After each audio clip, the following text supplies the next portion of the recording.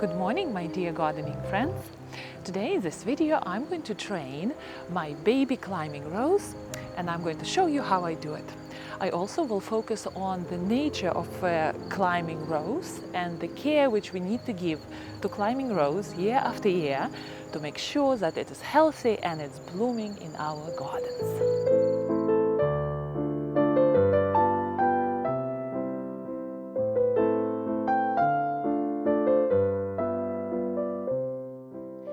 So when I just started planting my climbing roses in my garden, I totally was mixed up about how this climbing rose is going to behave in my garden year after year. And I would look at these videos, YouTube videos, how people trim their roses. And my question was, yes, but I trimmed this rose this year, but what do I do next year? And what is this rose is going to do next year? So in this video, I'm going to address those scary feelings of young rosarians who don't know what to do with their rose. Come with me. Here is my somewhat neglected young climbing rose, which is growing here near this fence. So, very first thing which we should always know is what actually is growing in our garden. So, for example, here we have two climbing roses, young climbing roses, the generous gardeners, their names are, and this is a repeat blooming climbing rose. Very important to know because the trimming schedule for repeat bloomer and spring blooming roses is quite different. Spring blooming roses, meaning once blooming roses, are trimmed only after their first flush of blooms, but the repeat blooming roses, the situation is different. The major trimming schedule is in spring when rose is just coming out of dormancy. It has a lot of strength to push new growth out, ready to meet spring sun. That's the time when we do a major haircut for a climbing rose.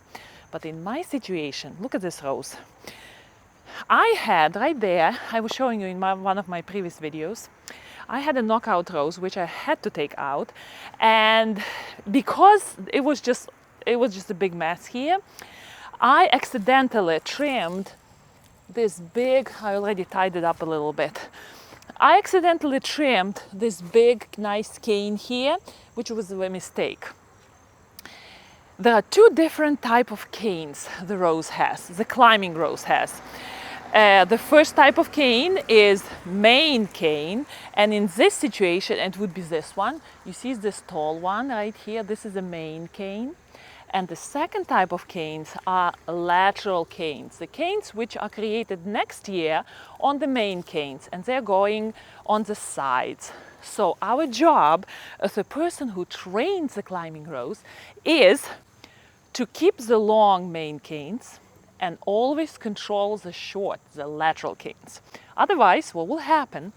This is what will happen. This rose was not trimmed for 2 years. And look, the first year, the rose created this big, long, nice main cane, right? It probably didn't blossom at the top. It just created a nice long cane.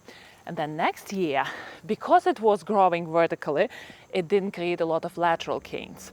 So these lateral canes started to grow and they became big and unruly. And what will happen next year if I'm not going to trim these lateral canes? They will start creating other canes. And before long, your rose will turn into this big, unruly octopus. And all these long canes would be reaching all over the place. And they're just going to reach and tickle you behind your ears if you're not going to do anything about it. My kids get scared of me if I'm in this, in this mood, tickling behind your ears. But this is what will happen. And people start panicking.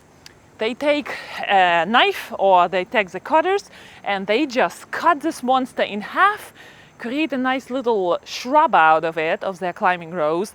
And that is the beginning of a disaster because we can't do that.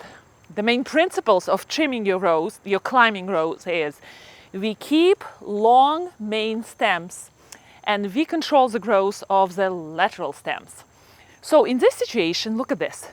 Come here. Look at the situation here. You see, the rose was planted, and this is the original wood where rose was planted into the ground. Now last year, it probably created, this is a really old one. This was probably 2 years old. This stem was created last year, and this is a new stem which was created this year. You see how nice and green it is? This is a very valuable thing. And unfortunately, I cut it, I trimmed it here, which I shouldn't have done it, but hey, the job is done, so we will wait next year to correct the situation. So what I'm going to do, I'm going to tie these long, beautiful stems all the way right here. And by the way, what I'm using these green elastics. So basically what you can use to train your rose, something which will not be affected by weather, nothing natural which will, wouldn't last through the winter. And for me, I like to use something which you cannot really see in the garden, so green elastic works for me very well. So I make sure that I make I don't tie my stem right against the post. I make a 8 shape, like a loop shape. You see how I do it? And I tie it, oh gosh, I tie it right here. See?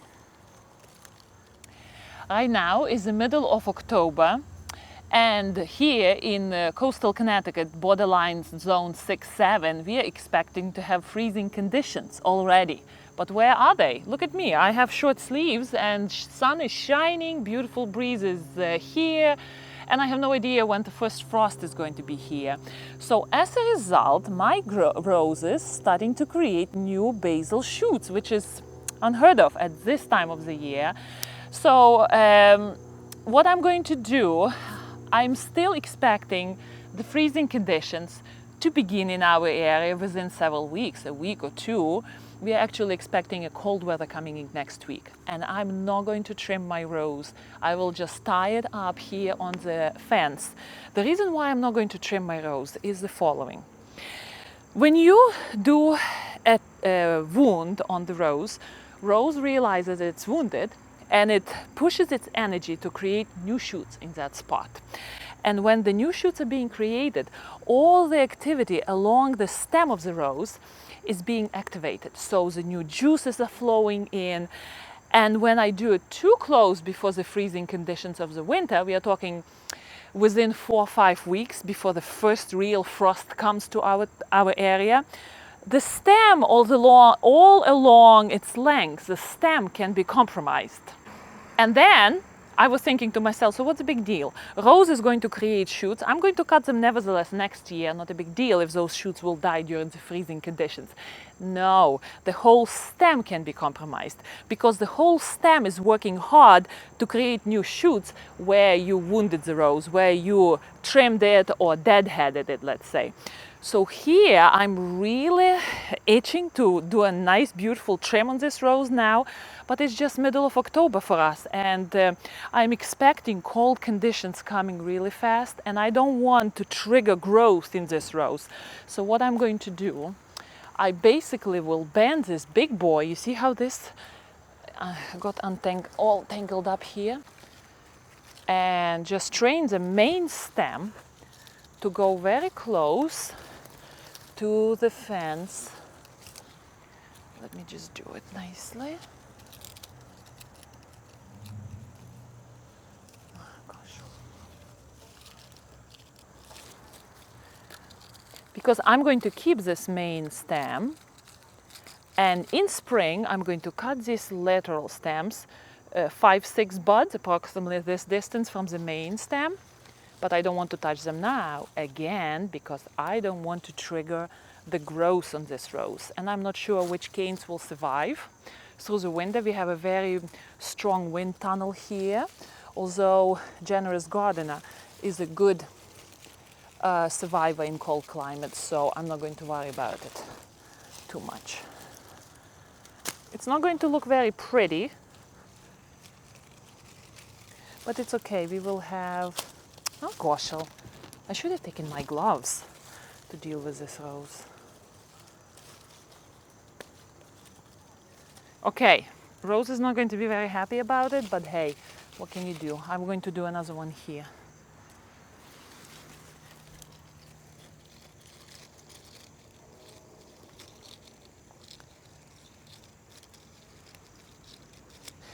And why do I do this? I don't want the wind to damage the stems, because when I leave the rose like this in these airy conditions, rose is going to be moved by the wind, and stems would be scratching against each other and they will get damaged.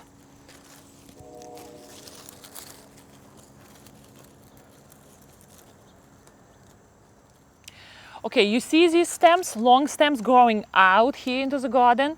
I really don't want them here, so what I'm going to do, instead of just awkwardly training them near the fence, what I'm going to do when the first freezing conditions would be here, that's the time to do some selective pruning of your rose, because at that time when the freezing conditions are here, rose is not going to create any new shoots. Rose is going into the dormancy. So if you trim the rose after the first freeze, rose is not going to start growing again. So these guys, when we have freezing conditions, I probably will trim all the, maybe not this one. This one probably I will train to go on the fence.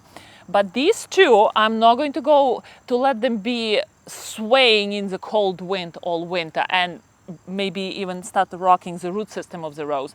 I will trim them right near the other stem. And if you have to do such situation, don't worry. Your rose will have enough energy next spring to create a nice, beautiful wave of new basal shoots.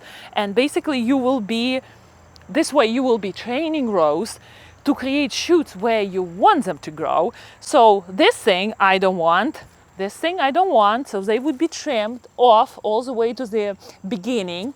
But this one, I probably will just tie it up here. I will do it right now. And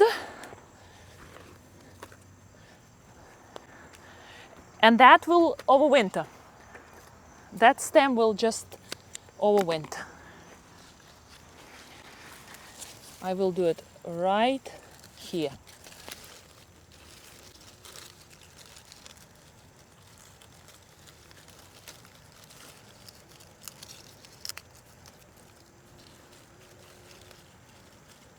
Please do keep in mind that the time to put your rose to sleep and to do all sorts of winter preparations is after the first big frost comes.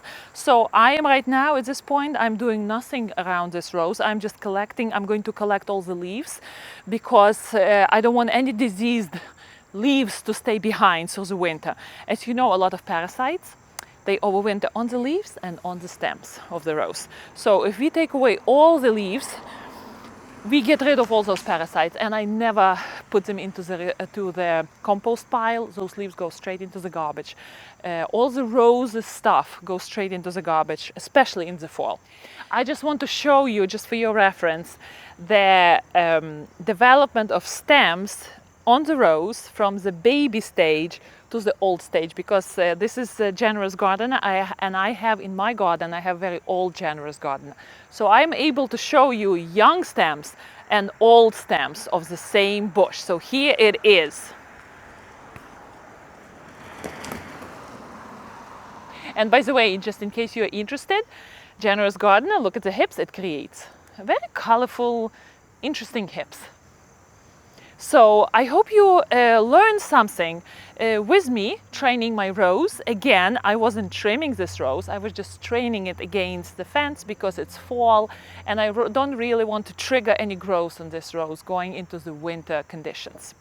Happy gardening, love your gardens, love gardening, and I will see you next time.